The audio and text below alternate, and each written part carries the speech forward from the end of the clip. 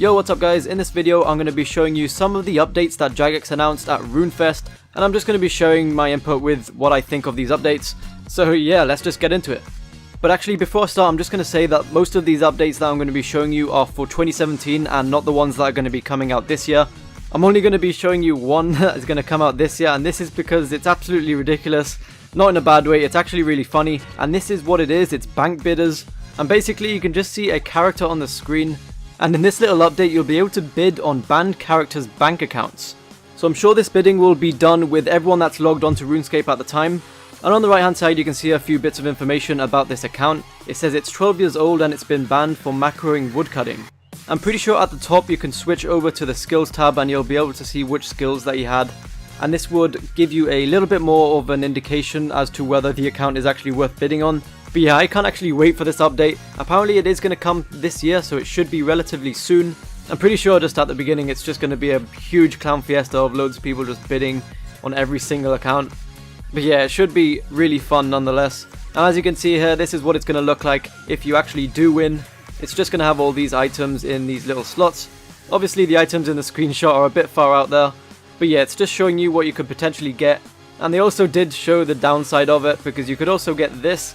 So yeah, I guess you just have to bear in mind going into this update that it is a big risk and you could end up with nothing like this. Or you could actually end up with quite a lot if the banned account actually did have a lot of money on it. So that is it for bank bidders, which is personally one of my favourite updates that are coming. It's time to move on to the 2017 updates. The first one that they announced was the changing of weather. Now as you can tell from that screenshot, there's going to be loads of potential climates. We have thunder in there, we have snow, windy, sunny, and even like a springtime one in there as well. And apparently with these types of weathers we'll be able to use various parts of them. One of the examples that one of the mods said is that there will be floods, and then these floods can bring in rare fish and then you can then fish them. And then I think he mentioned some other aspects of the weather that will allow you to path to new places and explore new areas. So yeah, it'll be pretty cool to see where they go with that. Next up they announced this Elder God quest, and this was if Bick under Entrana decided to wake up. So this is Bick on the screen now, and apparently this is just a small Elder God. Who knows how big the actual bigger ones are, because this one looks big enough. But yeah, not much information has been released on this. All I hope is that there's some good rewards from it, especially if we have to beat that massive thing. Next up we have combat pets and a pet park. I myself can't wait for combat pets to come out because I really don't like skilling, and I want to get my pets for combat, especially for attack. So it would be pretty cool to see what those look like when they actually do come out. And these pet parks are a place to see all of your pets. And in this park you'll actually be able to customize it yourself, and you can even train your pet to work for you. And apparently it will work for you whilst you're away. So it would be kind of interesting to see what your pets can do for you whilst you're away. Maybe the more pets that you have, the more stuff that you get from them. That'll be a pretty cool incentive to make people actually want to get pets. So yeah, that'll be cool, I hope they do that. But I guess we'll just have to wait and see.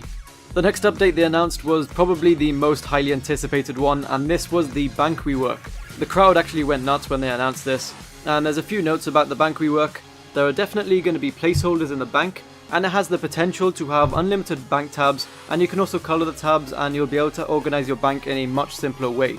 That's what they've said about it so far, and as you can see in the screenshot, that is a work in progress of what it's going to look like. Honestly, to me that looks pretty sick. You can just clearly tell what everything is and what everything means. And also a change that they did not announce, but I hope that they actually do, is let us name our own bank presets, and also just let us have more than 2 quick load presets as well. I just think that those features should come out with the bank rework as well, since I know a lot of people actually use multiple bank presets, so it will be useful for them as well. But yeah, I guess we'll just have to wait and see what they do with it. The next update that they announced is clue scrolls. So they're going to be updating some rewards for this, and they hinted at footprints that you can leave behind.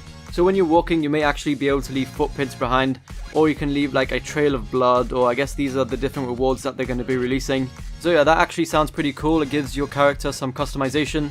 And also they announced that they're going to be releasing a Champions tier clue scroll. Now I'm not sure if those footprints are related to the Champions tier clue scroll. I guess we'll just have to wait and see to find out about that. And there is one more thing that they announced about these clue scrolls. Now I'm not sure how they're going to actually do this, but apparently they're going to release unique clue scrolls where everyone receives the same scroll, and then the fastest one to complete that clue scroll will get the reward. That seems like a really cool concept, and it adds some competitivity towards these clue scrolls.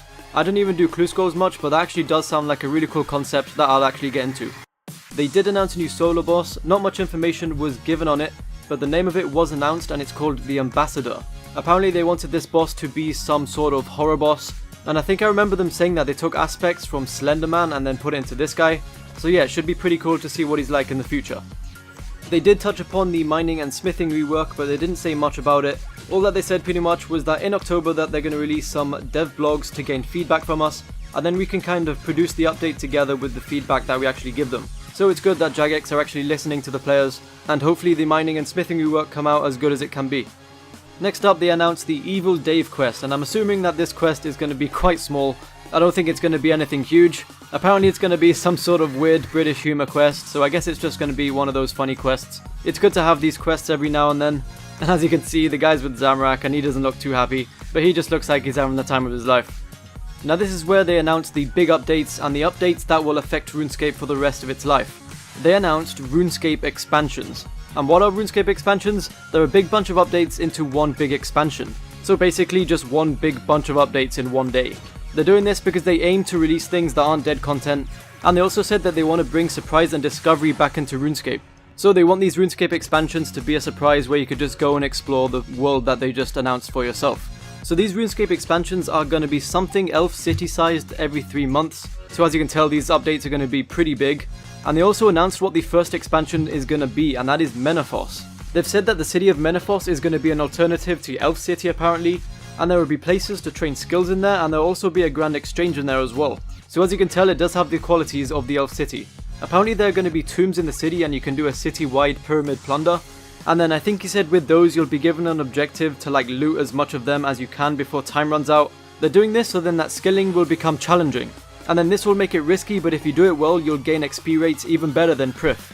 So I'm guessing in this update there's not going to be a lot of AFK methods, but I'm sure there'll be more active methods where you can gain more XP than doing anything else. So we actually can't wait for this. It'll be pretty useful and pretty interesting to see what you can actually do in there.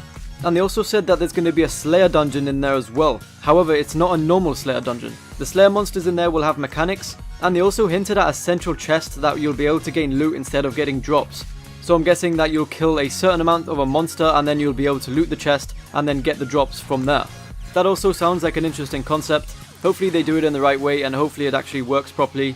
I guess it will be kind of like Barrows, but instead of, killing these 7 different things, you'll just be able to kill a lot of these Slayer monsters around. But I don't know, I guess we'll just have to wait and see. And the last thing that they said about Menethos is that you'll be able to gain reputation with the city. So I'm guessing with this reputation you'll be able to unlock new things or do new things. And I'm guessing to actually gain reputation you'll have to do a lot of things around the city as well to help them out. But yeah, once again I guess we'll just have to wait and see. One more thing before I move off the expansion topic. Some of you may be wondering what will happen between these expansions. Well, just like there is now, there'll be regular content in between them. So you don't have to worry, the game won't only be updated every 3 months. The game will be updated as regularly as it is now, except that the main big updates will come every 3 months. This is an example of what one of the mods gave us, what it may look like in the future. As you can see, in June the Golden City of Menethos is going to come out, and along with it will come all of its updates. And then in July and August you just have a different update every week. So yeah, I'm not sure about you guys, but I actually love this method. I think it's a lot more of an effective way to keep players in the game, and also to attract new ones. So yeah, this gets a thumbs up from me. The next update seems like a pretty cool one, and this is a new distraction and diversion. This is called Shattered Worlds. Apparently a portal will open up to another dimension, and then apparently in this dimension you'll have to complete a bunch of tasks before another one will open up for you to go into it. So in the example, they are killing rune dragons, but as you can see at the top they have different mutators. So these mutators can be anything. In this example it says that the dragons will explode upon death. So this will obviously make you want to go away from the dragons and actually kill them from a distance instead of being within melee distance. We aren't told what the others are, but there are 5 different ones up there, so they could be anything. And also every week there'll be a new challenge, and after you complete these challenges you'll be able to claim rewards. Now these challenges that you can see on the screen now aren't set in stone, they're just example challenges. So as you can see for the gold one it says complete this week's challenge world with no food and wielding only a rubber chicken. I'm pretty sure that one's just a bit of a troll, but you can see the idea. And also apparently there's going to be high scores for this, so if you go back to the first screenshot, at the top you can see a timer. I'm assuming the high scores is just going to be whoever can complete the challenge in the fastest time. So yeah, that was Shattered Worlds. Next up we have achievements, and apparently this just brings all of your collective achievements together. It's just going to be a more general thing in this one tab, and it just makes everything a lot more simple to look at. Along with this, they're also going to be releasing a lot more achievements for you to try and achieve, and apparently they want achievements to be as important as total level. I can see where they're coming from with this. and it does actually seem like a pretty cool system to have. Hopefully there will be rewards when you gain a certain amount of achievement points, but I guess we'll just have to wait and see. And finally, the final update that they announced, and this is the one that I was hoping for the most. The Slayer level cap will be increased to 120. This will increase to 120 with the release of the Menopause update, so in around June, July. I can't wait for that. I'm going to start working towards 120 straight away. Along with announcing this Slayer cap, they've also released a few more statements. Combat skills will stay at level 99, and those of you that are 120 Slayer already, you will stay at 120 Slayer. However, even if you are 120 Slayer, they still have updates for you to work towards. Apparently you'll be able to become your own Slayer master and have the ability to assign yourself Slayer creatures and also put Slayer monsters in a dungeon. That is actually an insane update, and even thinking about it just makes me want to get 120 Slayer even more. I don't know about you guys, but I'm going to start working towards that straight away. And yeah, let me know what you guys think of these updates. And as always, thank you for watching, subscribe if you're new, and peace!